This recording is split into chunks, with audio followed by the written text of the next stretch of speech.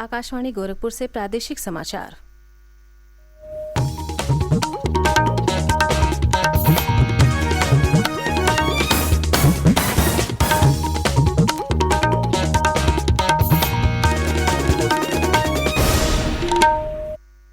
नमस्कार, समाचार बुलेटिन के साथ मैं सोनी निगम। पहले मुख्य समाचार। रक्षा मंत्री राजनाथ सिंह ने कल लखनऊ में 1710 करोड़ रुपए की लागत वाली 180 विकास परियोजनाओं का किया लोकार्पण और शिलान्यास। कहा, राजधानी को बनाया जाएगा नंबर 1 शहर। मुख्यमंत्री योगी आदित्यनाथ ने कहा, सरकार की प्रभावी रणनीति और लगातार प्रयासों से नियंत्रण में है राज्य में कोरोना की स्थिति।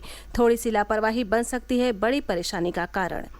मुख्यमंत्री ने प्रदेश के पूर्वी क्षेत्र के बाढ़ और अतिवृष्टि प्रभावित जनपदों में राशन वितरण और राहत कार्यों में तेजी लाने के दिए निर्देश। कहा, सक्रिय रहें एनडीआरएफ और एसडीआरएफ सहित आपदा प्रबंधन टीमें। और प्रदेश में आज से कक्षा 1 से 5 तक के विद्यालयों में विद्यार्थियों के लिए भौतिक उपस्थिति के साथ पढ़ाई शुरू।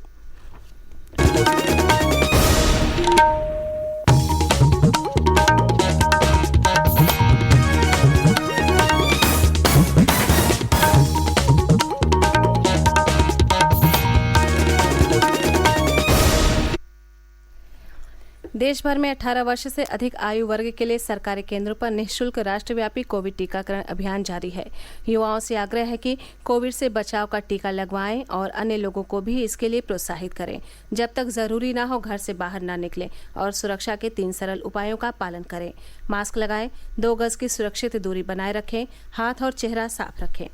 कोविड संबंधी जानकारी और मार्गदर्शन के लिए राष्ट्रीय हेल्पलाइन नंबर 011239780046 और 1075 पर संपर्क करें। और अब समाचार विस्तार से। केंद्रीय रक्षा मंत्री राजनाथ सिंह ने कल लखनऊ में विकास के लिए 9 विभागों से जुड़ी 1710 करोड़ की 180 विकास परियोजनाओं का शिलान्यास और लोकार्पण किया। Jyotiba Phule multi level parking park में आयोजित लोकार्पण और शिलान्यास कार्यक्रम को संबोधित करते हुए रक्षा मंत्री ने प्रदेश में मजबूत कानून व्यवस्था की सराहना की। उन्होंने कहा कि योगी आदित्यनाथ की सरकार में बेहतर कानून व्यवस्था से अपराध पर काबू पा लिया गया और सुशासन की स्थापना हुई। कोविड की चुनौतियों की चर्चा करते हुए रक्षा मंत्री ने कहा कि मुख्यमंत्री श्री योगी ने कोरोना से अनाथ हुए बच्चों के लिए जो अभिनव योजना शुरू की है उसकी चारों ओर प्रशंसा हो रही है। राजनाथ सिंह ने प्रदेश सरकार की अभ्युदय योजना की भी प्रशंसा की। उन्होंने कहा कि राजधानी को नंबर 1 का शहर बनाया जाएगा। इस अवसर पर मुख्यमंत्री योगी आदित्यनाथ ने कहा कि देश की सबसे बड़ी आबादी वाला राज्य होने के बाद भी उत्तर प्रदेश अब से 4.5 साल पहले तक 6ठे नंबर की अर्थव्यवस्था था, जबकि अब ये दूसरे नंबर की अर्थव्यवस्था वाला राज्य बन गया है। प्रदेश अब 1 ट्रिलियन की अर्थव्यवस्था बनने की ओर अग्रसर है। उन्होंने कहा कि प्रदेश में एक्सप्रेस वे का जाल बिछ रहा है, अंतर्राज्यीय मार्ग 4 लेन बनाए जा रहे हैं।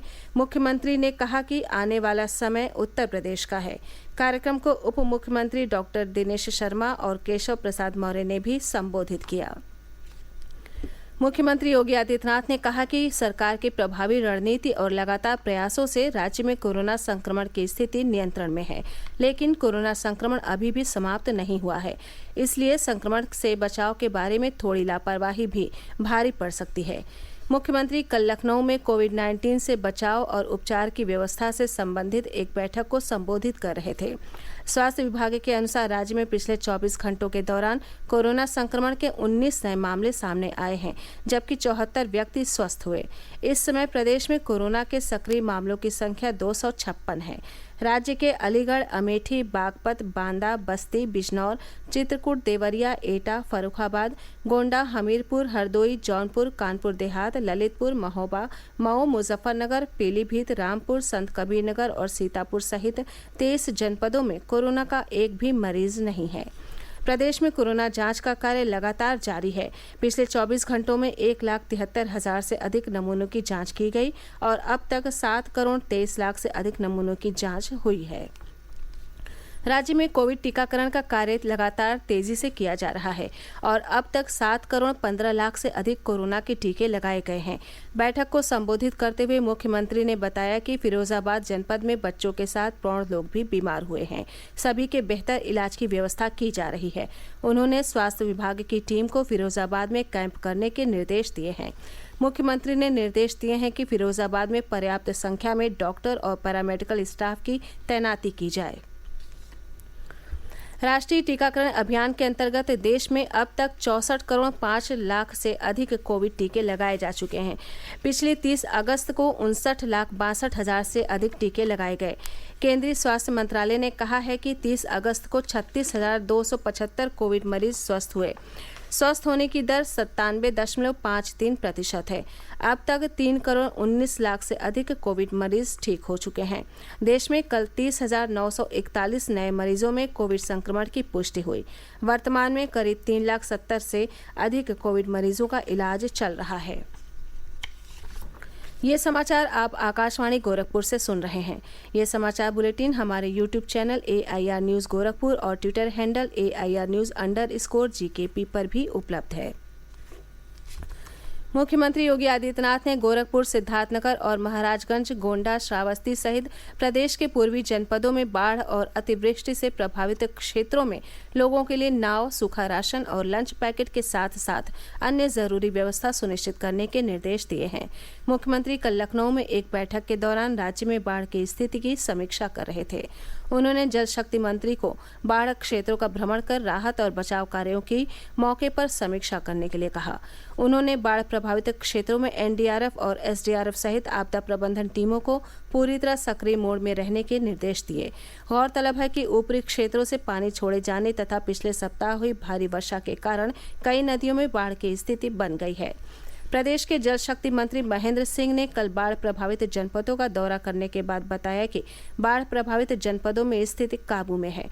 उन्होंने गोंडा जिले के तरबगंज और कर्नलगंज, बलरामपुर के उतरौला, तुलसीपुर और सदर तहसील क्षेत्रों में घाघरा, सरयू और राप्ती नदियों के बढ़ रहे जलस्तर की स्थिति का जायजा लिया।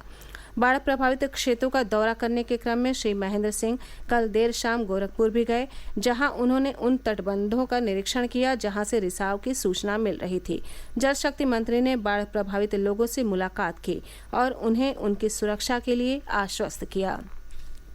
उन्होंने बताया कि अभी तक किसी भी जनपद को बाढ़ग्रस्त घोषित नहीं किया गया है। घाघरा का जलस्तर खतरे के निशान से ऊपर होने के बावजूद प्रशासनिक तत्परता के चलते गोंडा जनपद पूरी तरह सुरक्षित है। नेपाल के पानी के कारण बलरामपुर, सिद्धार्थनगर, बस्ती और गोरखपुर जनपदों में कुछ क्षेत्र बाढ़ प्रभावित हैं।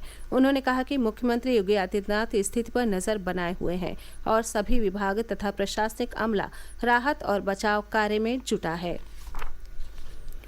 प्रदेश में आज से कक्षा 1 से 5वीं तक के विद्यालय भौतिक रूप से पढ़ाई के लिए खोले जा रहे हैं।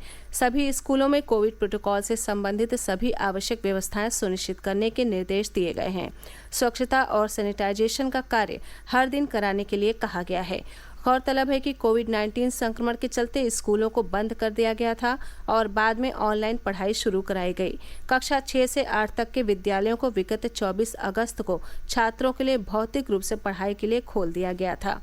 मुख्यमंत्री योगी आदित्यनाथ ने अनुसूचित जाति, जनजाति और अन्य पिछड़ा वर्ग के छात्रों को छात्रवृत्ति का समय से भुगतान करने के निर्देश दिए हैं। उन्होंने छात्रवृत्ति वितरण की अद्यतन स्थिति की समीक्षा कर मुख्यमंत्री कार्यालय को जानकारी उपलब्ध कराने को कहा है। स्वतंत्रता के 75 वर्ष पूरे होने के उपलक्ष्य में आज़ादी का अमृत महोत्सव के अंतर्गत प्रादेशिक समाचार एकांश आकाशवाणी गोरखपुर विशेष प्रश्नोत्तरी कार्यक्रम का आयोजन कर रहा है। इसके तहत हर सप्ताह बृहस्पतिवार को सुबह 7:20 पर प्रसारित होने वाले प्रादेशिक समाचार बुलेटिन में श्रोताओं से देश के स्वाधीनता संग्राम और उसके गौरवशाली इतिहास पर एक प्रश्न पूछा जाता है।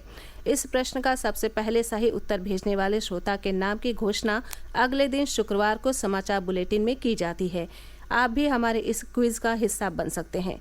अमृत महोत्सव क्विज श्रृंखला का अगला प्रश्न कल सुबह प्रादेशिक समाचार बुलेटिन में पूछा जाएगा।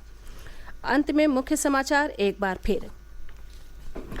रक्षा मंत्री राजनाथ सिंह ने कल लखनऊ में 1,710 करोड़ रुपए की लागत वाली 180 विकास परियोजनाओं का किया लोकार्पण और शिलान्यास। कहा, राजधानी को बनाया जाएगा नंबर 1 शहर। मुख्यमंत्री योगी आदित्यनाथ ने कहा, सरकार की प्रभावी रणनीति और लगातार प्रयासों से नियंत्रण में है राज्य में कोरोना की स्थिति। थोड़ी सी लापरवाही बन सकती है बड़ी परेशानी का कारण।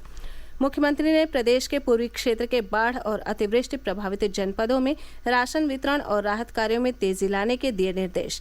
कहा, सक्रिय रहें एनडीआरएफ और एसडीआरएफ सहित आपदा प्रबंधन टीमें। और प्रदेश में आज से कक्षा 1 से 5 तक के विद्यालयों में विद्यार्थियों के लिए भौतिक उपस्थिति के साथ पढ़ाई शुरू। इसी के साथ प्रादेशिक समाचारों का ये बुलेटिन समाप्त हुआ। नमस्कार।